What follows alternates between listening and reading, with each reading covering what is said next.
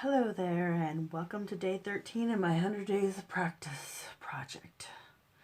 So I watched a video by the gal that made the cover of the Derwent Inktense. Her artwork's on the cover of the Derwent Inktense I should say. And so that motivated me to use Derwent Inktense pencils for today's watercolor journal. And so I don't keep my Inktense pencils in the tin because I got the big set for my birthday, and it's just so large. I don't know about anybody else, but I cannot deal with these large things on my desk. So I took all the pencils out and I put them in a ginger jar. The problem with that is that they don't look anything like their tips, so you can't tell what the colors are from the tips. They don't really look like the ends either. So had I planned this out better ahead of time, I would have gotten my colors out ahead of time rather than digging through them on this video, which I had to do quite a bit.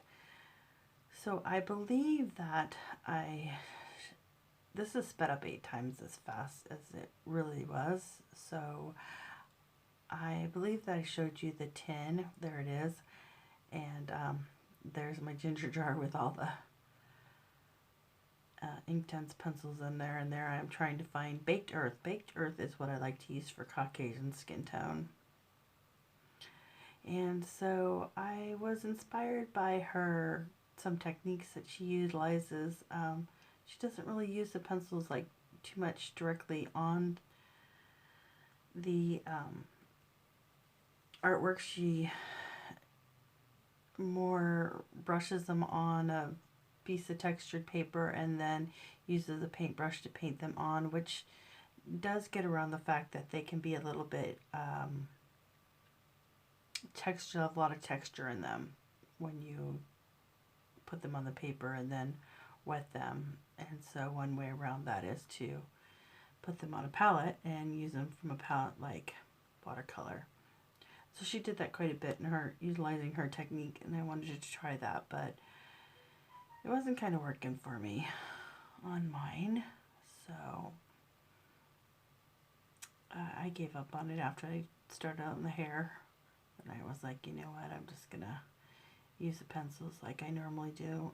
One thing that she has that I don't have is this little sandpaper board that I guess is used for sharpening pencils, which I don't know anything about. I don't use it, but I'm going to get one so I can try it. And the other thing that she was doing that made me think I wanted to try was she utilizes the white, Inktense white pencil and blocks a lot in her artwork. And she says when it goes on there it's transparent, but it dries opaque. And so you could use it to fix mistakes and such. So I wanted to try that out, but I can't really say that I noticed that was true, at least not with the pencils.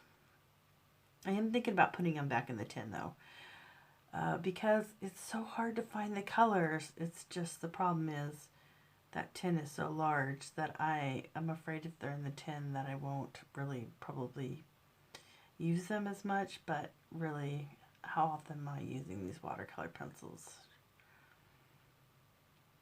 Anyway, so I don't know. It's tough when you can't find the right color. So this is just the template that I developed for my Skillshare class, watercolor journaling for beginners and artists, to encourage daily practice when I was learning how to paint in watercolor. And so I've been using it for a number of years, and now lately I've been into gouache, but also these pencils. And I did get a set of these Mungo water soluble oil pastels, and I was going to do the next day when I got them. I was going to do the next day in that medium, but what I discovered was that I could not stand the way they felt on my hands, so I haven't been able to bring myself to do it. But maybe tomorrow, maybe next time. So anyway, we are in the process of remodeling our house, so I don't know how long I'm going to be able to keep up the daily videos, but I will do this as long as I can. And so yeah, these are Derwent Inktense, and they are my second favorite watercolor pencils. My very first favorite is the Caran d'Ache Museum Aquarelles. I was going to get the big set for my birthday, but instead I decided to upgrade my video equipment. I got new lighting and a new microphone, and all of that's been beneficial in that now I can tape whenever. It doesn't matter what the time of day is or how the sunlight is, because I have lighting. And I had lighting before, but it was stood on the floor and it just kind of got in the way. So this is better. It's over my desk. And but I still hope to get the Caran d'Ache Museum Aquarelles, but they're about, I think, $210 now. You can get the big set on Amazon, which is the lowest price I've found for them, so they're somewhat expensive.